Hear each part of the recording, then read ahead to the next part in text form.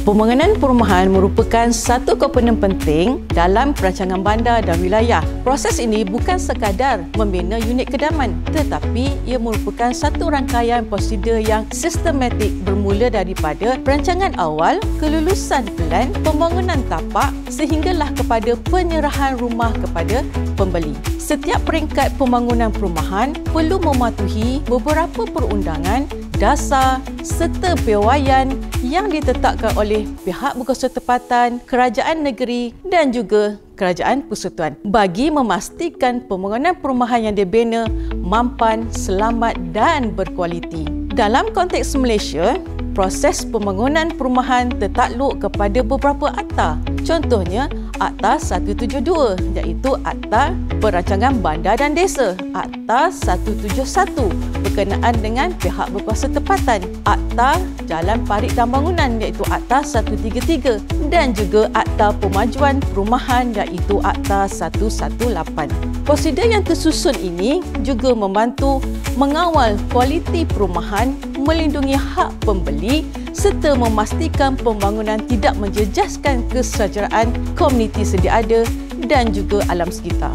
Tujuan buku ini adalah memberi panduan berkenaan dengan proses dan juga prosedur pembangunan perumahan mengikut skop dan tugas setiap profesional yang terlibat.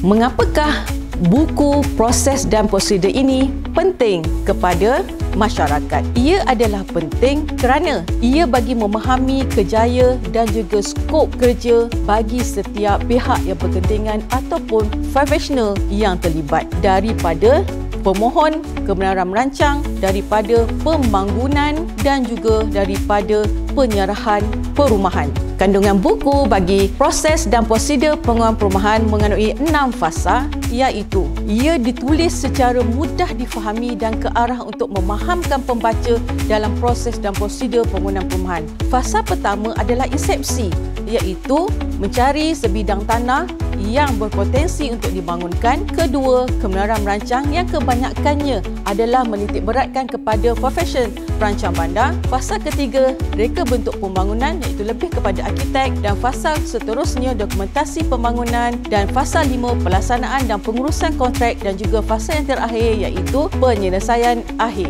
Keenam fasa ini melibatkan beberapa pihak berkepentingan di bawah satu naungan yang sama, iaitu naungan Fakulti Alam Bina. Secara keseluruhannya, kefahaman tentang proses dan prosedur pembangunan perumahan amat penting untuk dikongsi oleh semua kumpulan sasar yang terlibat secara langsung maupun tidak langsung dalam sektor ini. Pemaju dan profesional industri perlu memahami tata cara serta kehendak undang-undang bagi memastikan setiap projek berjalan lancar dan mematuhi piawaian keselamatan serta kemampanan.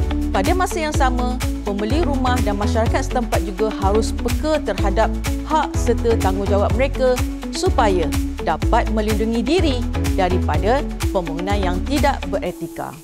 Pengetahuan ini turut bermanfaat kepada institusi kewangan, pelabur serta pelajar di bawah alam bina dan penyelidik yang memerlukan pemahaman menyeluruh tentang sistem pembangunan perumahan negara. Buku ini merupakan bacaan santai dan mudah difahami oleh semua kumpulan sasar, termasuklah beberapa lapisan masyarakat, yang dapat mewujudkan pembangunan perumahan yang lebih telus, berdaya saing dan mampan sejajar dengan matlamat pembangunan negara serta aspirasi Sustainable Development Goal yang ke-11, iaitu bandar dan komuniti mampan. Dapatkan segera buku Proses dan Prosedur Pembangunan Perumahan yang lebih kepada pemahaman asas daripada penerbit UiTM di platform Shopee dan Book Capital. Jom beli dan manfaatkan diri.